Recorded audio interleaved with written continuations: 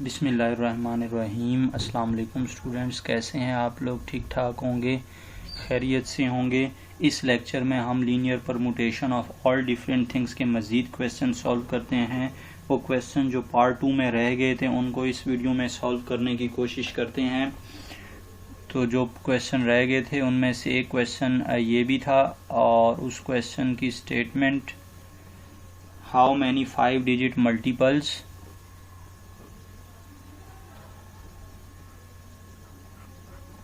how many 5-digit multiples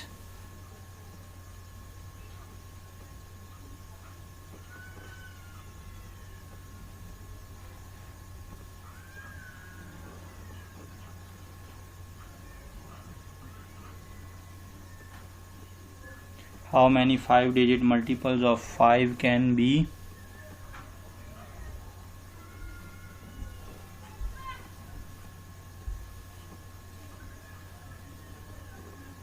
formed from the digits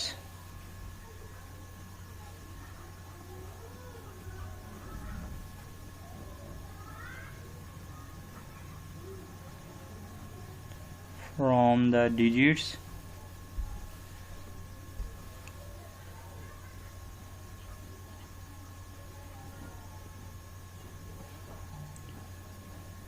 2, 3, 5, 7, 9, 2, 3, 5, 7, 9 when no digit is repeated.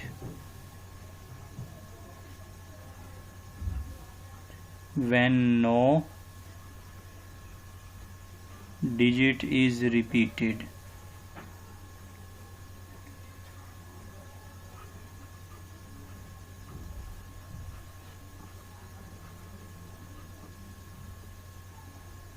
इस question में हमें ये 5 digit given है, 2, 3, 5, 7, 9, और हमें 5 डिजिट के वो नंबर्स फाइंड आउट करने हैं जो 5 के मल्टीपल्स हों, यानी कि जो 5 के ऊपर डिवाइड हो रहे हों। तो अब स्टूडेंट्स, आपको मालूम है कि वो नंबर जो 5 पर डिवाइड होते हैं उनके यूनिट प्लेस की डिजिट क्या होनी चाहिए? वो या तो 0 होनी चाहिए या 5 होनी चाहिए। लेकिन चूंकि ये जो डिजिट्स आपको गिवन है जिनसे आपने 5 डिजिट के 5 मल्टीपल्स वाले नंबर बनाने हैं, इनमें 0 मौजूद नहीं। इसका मतलब है कि यूनिट वाला जो डिजिट होना चाहिए इन डिजिट में से दैट मस्ट बी 5। तो हमें 5 डिजिट के नंबर्स बनाने हैं स्टूडेंट। इसका मतलब कि 5 हमारे पास प्लेसेस हैं, क्योंकि 5 डिजिट हैं तो 5 प्लेसेस बना लेते हैं। 5 प्लेसेस हैं हम, और यूनिट पर हमें किसको फिक्स करना है? यूनिट पर 5 को फिक्स करना है। इसका मतलब यूनिट पर 5 फिक्स हो गया। तो अब बाकी ये हमने नंबर फिक्स कर दिया, 5 यूज़ हो गया, बाकी 4 नंबर रह गए हैं और 4 ही प्लेसेस रह गए हैं। तो इसका मतलब अब हमें क्या करना है कि इस जो ब्लैंक स्पेस को फिलअप करने के कितने चांसेस हैं? 4 चांसेस है, क्योंकि 4 डिजिट रह गए हैं, उनमें से हम कोई भी डिजिट यहाँ पर अप्लाई कर सकते हैं। तो ये हो जाएगा 4, यहाँ पर चांसेस 4। जब ये भी फिल हो जाएगा, इसमें हम डिजिट पुट कर देंगे, तो फिर अब 3 आपके पास ब्लैंक स्पेसेस रह गए हैं और 3 ही जो है वो डिजिट रह जाएंगे, क्योंकि एक ऑलरेडी यहाँ हम लगा चुके हैं। तो फिर यहाँ पर हो जाएंगे 3 पॉसिबिलिटीज़, और फिर यहाँ पर इसी तरह जब आप एक डिजिट यहाँ फिक्स कर देंगे तो यहाँ 2 डिजिट्स रह गए और 2 पॉसिबिलिटीज़ होंगी। तो फिर जब एक यहाँ पर आपने फिक्स कर दिया तो यहाँ पर हो जाएंगी 1 डिजिट की पॉसिबिलिटी। तो आपके पास ये बेसिकली फिर सिंपली अगर मैं लिखूं तो 4 ही प्लेसेस थी और 4 ही डिजिट्स थे। तो हमें 4p4 कैलकुलेट करना था, 4 फैक्टोरियल कैलकुलेट करना था, और 4 फैक्टोरियल 4 इंटू 3 इंटू 2 इंटू 1, और ये स्टूडेंट्स इक्वल हो जाएगा आपके पास 24 के। यानी कि आप इन डिजिट्स से 24 ऐसे डिजिट्स बना सकते हैं जो 5 डिजिट्स पर मुश्तमिल हों और जो 5 पर डिवाइड भी हो रहे हों। तो उनकी काउंटिंग हमारे पास 24 होगी।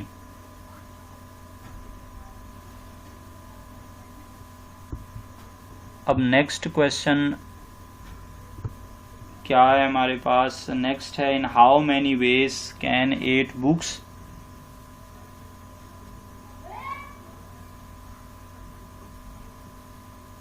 in how many ways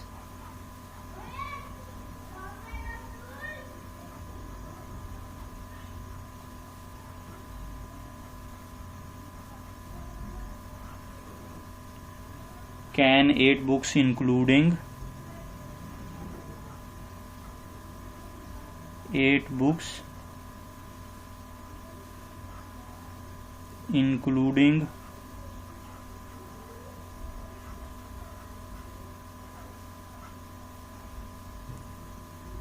2 on English be arranged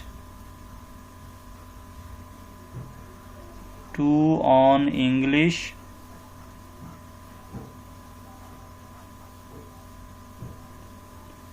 be arranged on a shelf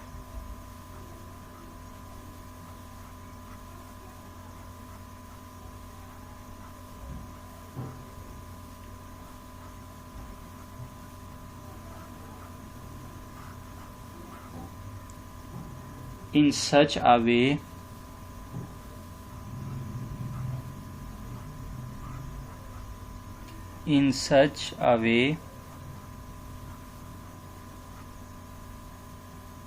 that the English books are never together, that the English books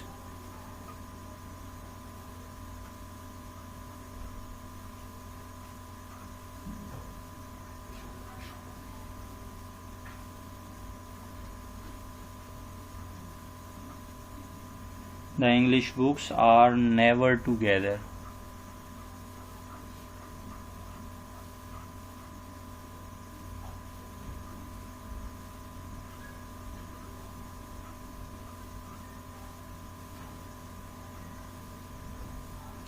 अब इस क्वेश्चन में स्टूडेंट्स 8 बुक्स हैं, 8 में से 2 बुक्स इंग्लिश की हैं और हमें बुक्स को ऐसे अरेंज करना है एक शेल्फ में कि इंग्लिश की बुक्स आपस में इकट्ठी ना रहें, उनको इकट्ठा नहीं रखना। तो आप इस तरह कितने वेज में इनको अरेंज कर सकते हैं।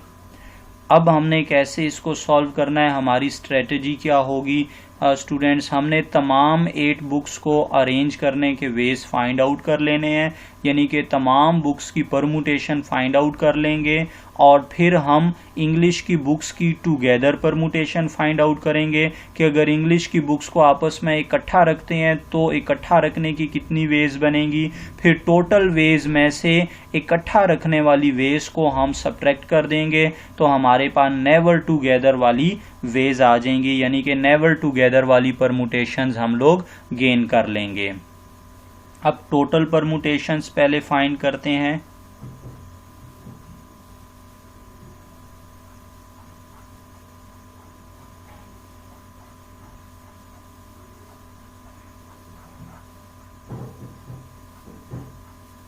टोटल परमुटेशन स्टूडेंट्स 8 बुक्स हैं और 8 को ही आपने शेफ में अरेंज करना है। इसका मतलब आपको 8 कैलकुलेट करना है और वो इक्वल हो जाएगा 8 फैक्टोरियल के, और 8 फैक्टोरियल को जब हम फाइंड करेंगे तो वो 40320 इसका आंसर आ जाएगा। अब हमें क्या करना है स्टूडेंट्स, अब हमें जो है वो परमुटेशन फाइंड आउट करनी है कि जब इंग्लिश की बुक इकट्ठी हो आपस में, और अब आपने इंग्लिश की बुक को अगर इकट्ठा रखना है, 8 बुक्स हैं तो 8 प्लेसेस आप बनाएं, 1 2 3 4 5 6 7 और 8। लेट्स से यहाँ इंग्लिश की बुक्स आ रही हैं, एक को E1 कह देते हैं, एक को E2 कह देते हैं। इसको मैं एक ही ऑब्जेक्ट कंसीडर कर लेता हूँ, इनक्लोज कर दिया एक ही डिब्बे में कि ये तो इन्होंने तो इकट्ठा ही रहना है आपस में, तो इसका मतलब ये एक ही ऑब्जेक्ट हो जाएंगे। तो अब जब E1 E2 को आपने एक ऑब्जेक्ट कंसीडर कर लेना है, एक ही आपने ब्लैंक स्पेस कंसीडर कर लेना है, तो फिर कितने स्पेसिस रह जाएंगे, 1 2 3 4, 5, 6 और 7। इसका मतलब अब 7 ऑब्जेक्ट और 7 ही आप लोगों के पास प्लेसेस हैं। तो इसका मतलब आपको क्या फाइंड आउट करना है स्टूडेंट? 7p 7 कैलकुलेट करना है। तो 7p 7 परमुटेशंस आ जाएंगी। 7p 7 permutation must be equal to 7 factorial, और 7 का फिक्टोरियल 5040 के इक्वल होता है। अब स्टूडेंट्स हम E1 और E2 को भी तो आपस में परम्यूट करेंगे, तो उस सेंस में क्या बनेगा देखें, 1 2 3 4 5 6 7 8।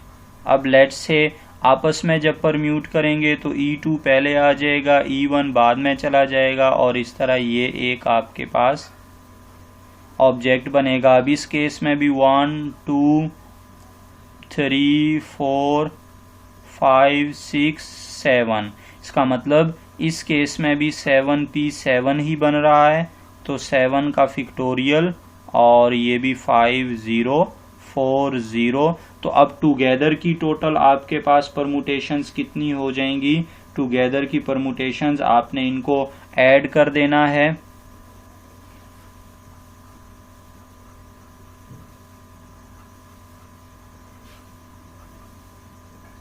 Permutation of together English books.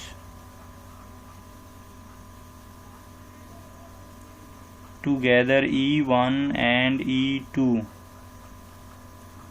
Add करें इनको 5040 प्लस 5040, इससे आ जाएगा 10080। तो स्टूडेंट्स अगर इंग्लिश की बुक्स को आपस में इकट्ठा रखा जाए तो 10080 परमुटेशन बननी है।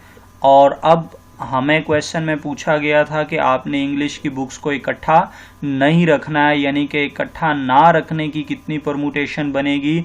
हमने क्या स्ट्रेटजी अपनाई? टोटल बुक्स की टोटल परमुटेशन फाइंड आउट कर ली और फिर इंग्लिश की बुक्स की टुगेदर परमुटेशन। तो टोटल परमुटेशन में से स्टूडेंट्स टुगेदर वाली सब्ट्रैक्ट कर देंगे, तो कौन सी आपके पास रह जाएंगी? नेवर टुगेदर वाली परमुटेशन रह जाएंगी। तो इसको हम लिख देते हैं रिक्वायर्ड परमुटेशन।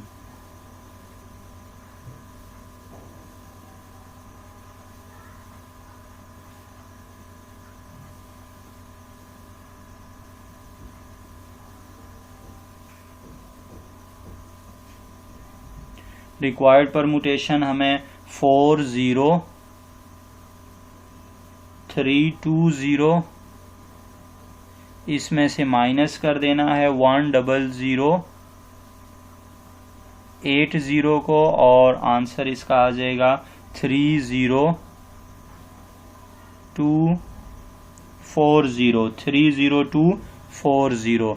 तो इंग्लिश की बुक्स को आपस में इकट्ठा ना रखते हुए इतनी परमुटेशंस हम बना सकते हैं 30240। उम्मीद करता हूँ ये क्वेश्चन समझ आ गए होंगे आप लोगों को। अगर इसमें कोई कन्फ्यूजन है तो आप मुझे कमेंट बॉक्स में बता सकते हैं, आप लोगों के लिए मैं इजी कर दूंगा इसको और भी। और अगर ये वीडियो पसंद आई है तो इसको लाइक करें, शेयर करें, कमेंट करें, दोस्तों के साथ भी ज़रूर शेयर करें। अल्लाह हाफिज़।